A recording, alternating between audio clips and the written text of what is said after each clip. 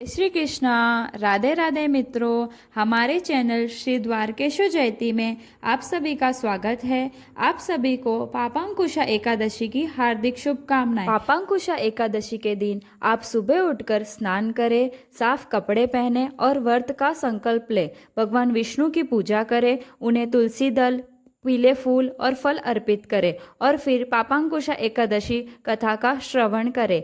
आइए हम सब मिलकर एकादशी व्रत के महात्म्य का वर्णन करें। श्री गणेशाय नमो। युधिष्ठिर ने पूछा, मधुसूदन, अब कृपा करके यह बताइए कि अश्विन के शुक्ल पक्ष में किस नाम की एकादशी होती है। भगवान श्री कृष्ण बोले, राजन, अश्विन के शुक्ल पक्ष में जो एकादशी होती है वह पापांकुशा के नाम से विख्यात है। वह सब पापों को हरने वाली तथा उत्तम है। उस दिन संपूर्ण मनोरथ की प्राप्ति के लिए मनुष्यों को स्वर्ग और मोक्ष प्रदान करने वाले पद्म नाम संज्ञक मुझ वासुदेव का पूजन करना चाहिए। जितेंद्रिय मुनि चिरकाल तक कठोर तपस्या करके जिस फल को प्राप्त करता है वह उस दिन भगवान गरुड़ ध्वज को प्रणाम करने से मिल जाता है। पृथ्वी पर जितने तीर्थ और पवित्र देवालय हैं उन सबके सेवन का फल भगवान विष्णु के नाम कीर्तन मात्र से मनुष्य प्राप्त कर लेता है। जो सारंग्य धनुष धारण करने वाले सर्वव्यापक भगवान जनार्दन की शरण में जाते हैं उन्हें कभी यमलोक की यातना नहीं भोगनी पड़ती। यदि अन्य कार्य के प्रसंग से भी मनुष्य एकमात्र एकादशी को उपवास कर ले तो उसे कभी यम यातना नहीं प्राप्त होती। जो मनुष्य विष्णु भक्त होकर भगवान शिव की निंदा करता है वह भगवान विष्णु के लोक में स्थान नहीं पाता, उसे निश्चित ही नरक में गिरना पड़ता है। इसी प्रकार यदि कोई शैव या पाशुपत होकर भगवान विष्णु की निंदा करता है तो वह गौर रौरव नरक में डालकर तब तक पकाया जाता है जब तक कि 14 इंद्रियों की आयु पूरी नहीं हो जाती।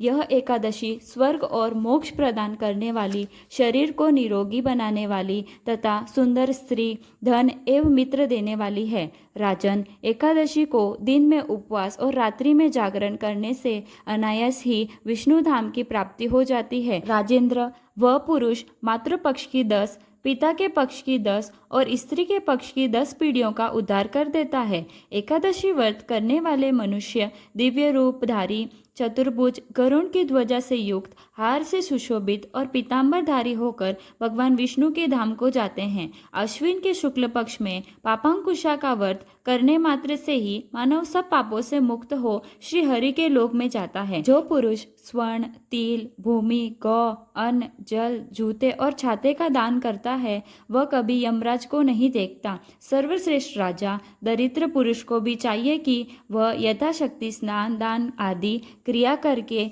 अपने प्रत्येक दिन को सफल बनावे। जो होम, स्नान, जप, ध्यान और यज्ञ आदि पुण्य कर्म करने वाले हैं उन्हें भयंकर यम यातना नहीं देखनी पड़ती। लोक में जो मानव दीर्घायु, धनाढ्य, कुलीन और निरोग देखे जाते हैं वे पहले के पुण्यात्मा हैं। पुण्यकर्ता पुरुष ऐसे ही देखे जाते हैं। इस विषय में अधिक कहने से क्या लाभ। मनुष्य पाप से दुर्गति में पड़ते हैं और धर्म से स्वर्ग में जाते हैं। राजन, तुमने मुझसे जो कुछ पूछा था उसके अनुसार पापांकुशा का महात्म्य मैंने वर्णन किया। पापांकुशा एकादशी का व्रत सभी पापों से मुक्ति और मोक्ष की प्राप्ति के लिए किया जाता है। इस व्रत को करने से व्यक्ति को सुख समृद्धि मिलती है, मन शुद्ध होता है और जीवन के सभी दुखों से छुटकारा मिलता है। इसके अतिरिक्त यह व्रत करने से पूर्वजों को भी सद्गति प्राप्त होती है और यमलोक की यातनाओं से मुक्ति मिलती है।